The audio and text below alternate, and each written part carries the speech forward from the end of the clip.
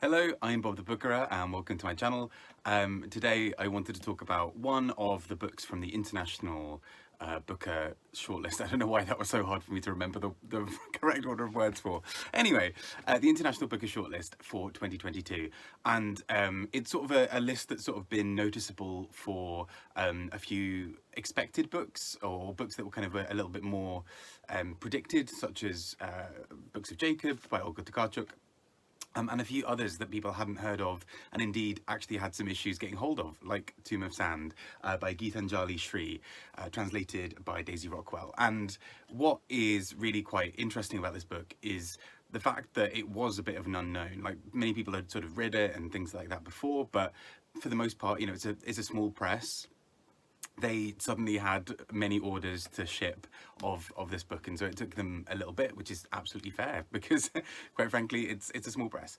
And of the three sort of books that Tilted Axis Press had on the long list, they managed to get two on the shortlist, this one included, and I loved it. Essentially, I'm going to talk a little bit about it. I will go into some spoiler territory in a bit, but I'm going to announce when that comes.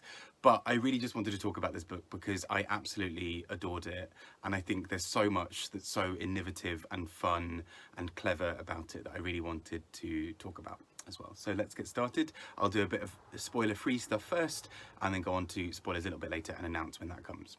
So first up, the plot of this book. So, over the course of about 700 pages, we go through a story of a woman who basically in many ways feels the partition of India in her bones in many, many ways. So there is a sort of backstory that we get kind of as part of this, but essentially she has a lot of history across the border, she being in India, the sort of everything else in Pakistan, and so she wants to try and go across that border. She wants to check things out and go and be reunited with a bit of her history.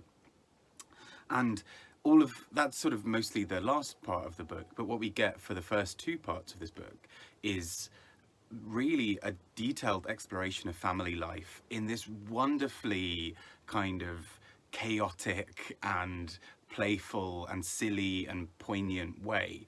And so I don't know why I've just sort of given up holding it. Maybe it's because it's quite heavy.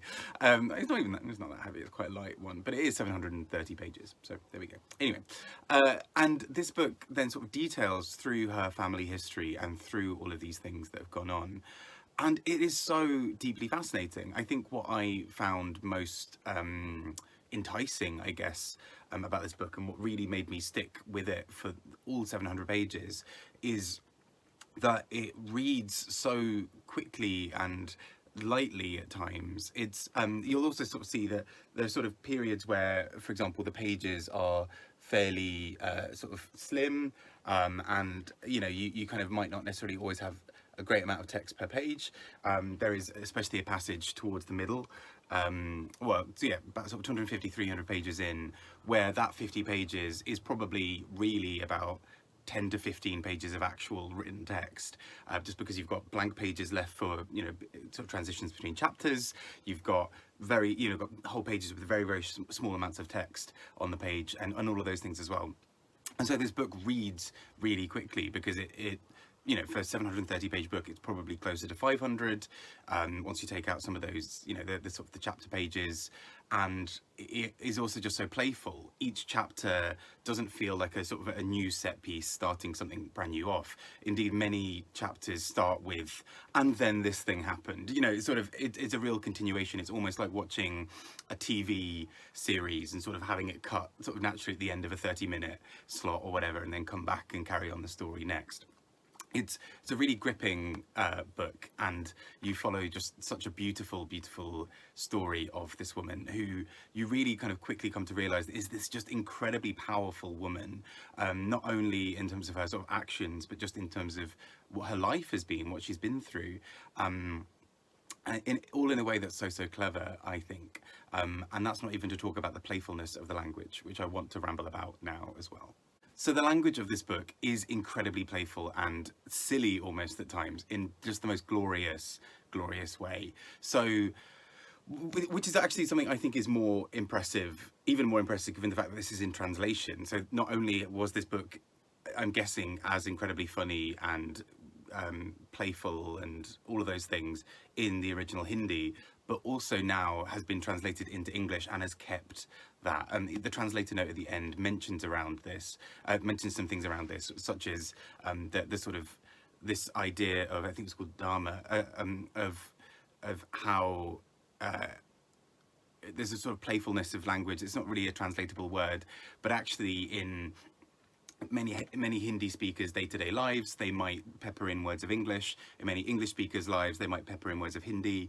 And so actually the book is already a bit sort of like that anyway, you know, pre-translation. But there are whole passages that I just think are delightful with just how they play with language and how they do all of these really silly, funny things in just the most incredible way. So here is a section that I thought was just really fun and just sort of shows some of the playfulness that happens with the language in this book. An elderly crowess with the heart of a poet began to remind everyone of the Crow law. She had been one of the most badass feminists of her time, one who had fought and won the right for mothers to attend meetings and also take part in community decisions. Also that none should leave their egg in the nest of another out of crowpathy, nor should they throw about stalks and straws willy-nilly to build a nest. We too will live in an orderly fashion, and the man crow will also warm the egg, since the babies that will be born will be his as well.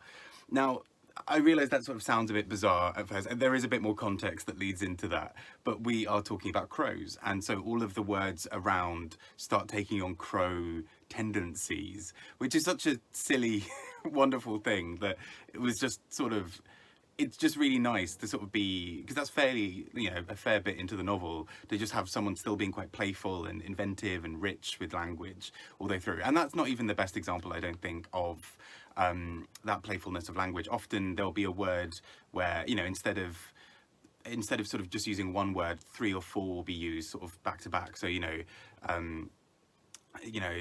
we'll sort of talk about like the blood, water, something, you know, to kind of talk about the liquid that kind of has all of these kind of properties to them. And I just can't imagine how that was translated, because some of those, you know, it's maybe a direct word by word translation. Some of these, it must be a play on words in Hindi or even another language, because I think there are another few languages that are sort of mixed in occasionally. And then sort of taking the wordplay from that, sort of absorbing it and then taking it and playing with it and making that work in English. And there were so many moments where I just sort of thought, like, this book feels like it's been written straight into English, you know, like originally. It has that, the playfulness of the language is so swept up in the story that it's hard to imagine it not having been written in these exact terms or words or what have you. And so I absolutely just adored this and just thought it was so clever, and also just a kind of story that we don't often get, just focusing in on an older woman talking about partition, is really quite inventive and amazing, and I'm kind of surprised we haven't had that many more of them. But I just think, yeah, this book does some absolutely brilliant and clever things, and I'll talk a little bit now about some spoilers. There aren't too many, because in many ways the plot focus, you know, is so sort of internal at times, but there are some mild spoilers, so I will drop those in the next bit. Please feel free to click off if you need to and want to avoid spoilers until you've read it yourself. Okay, so starting with a couple of small spoilers now that kind of concern a bit more about the plot. So throughout the story, and we do hear this on the blurb, so it's not a huge spoiler, but during the story, this older woman at the heart of the book makes friends with Mehitra, and sort of, for want of a better word, sort of kind of fits a sort of place of a third gender in India. There is it's much more than that, but sort of that's a sort of an easier shorthand, I guess. And people in the book are surprised because Ma, this sort of central character, seems in other ways to have fairly traditional values or other things, and so they kind of think, well, why would she support this person, and how would she kind of, you know, what would happen here? And actually she sort of strikes up this really lovely friendship with her, but we are kind of teased all the way through that things are maybe going to fall apart at times. It's this book just deals with so many complicated things so often. We get so many insights into this older woman's head as she is at times confused because she's ill and not feeling great, at times when she is determined to cross this border into Pakistan and sort of reconcile parts of her old personal history. And then even when sort of crossing over this border, having real arguments with people that are also sort of echoed in her mind in a way that is both really physical and real, but also feels sort of fanciful and playful and imaginative. And so we start to get this really beautiful insight into this woman's head, and we sort of realize just how much she's been through. The story keeps pushing forward more and more until we realize that actually so many of the traits that we see from her, particularly at the beginning of the book, have echoes and real sort of resonances in the rest of her life. There's a reason for some of these things having happened. And so I think this book just takes some of these things and is incredibly clever with them. We have at one point a character who dies, and we are told that that character dies in a 2-word chapter in the midst of lots of big things having happened. And we just get character name, died, end of chapter. And it's so bold of a book to do that, to approach a character's death in a very almost factual way, and then follow it up immediately with a chapter where people talk about what that actually now means, not embedding it in the chapter itself, just having almost this pause, this moment of silence for the character who's just died. And I just think this book is so brilliant at moments like this. It's a book that is, although it kind of is very cohesive in itself, it's also full of all of these glorious, brilliant moments that I just think really make it stick in my mind. And yeah, I absolutely loved it, as you might be able to tell.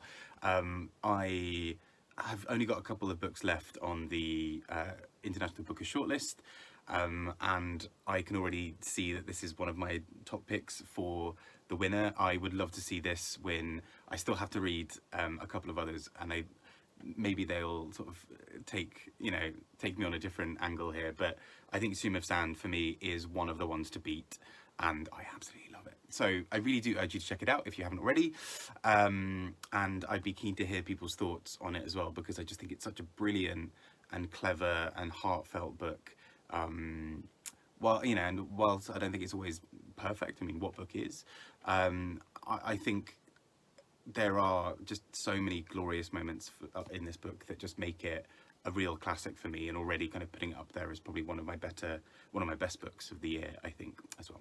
Anyway, I've been Bob the Bookerer, talking about Tomb of Sand. Speak to you all soon, and I hope you're doing really well. Bye bye.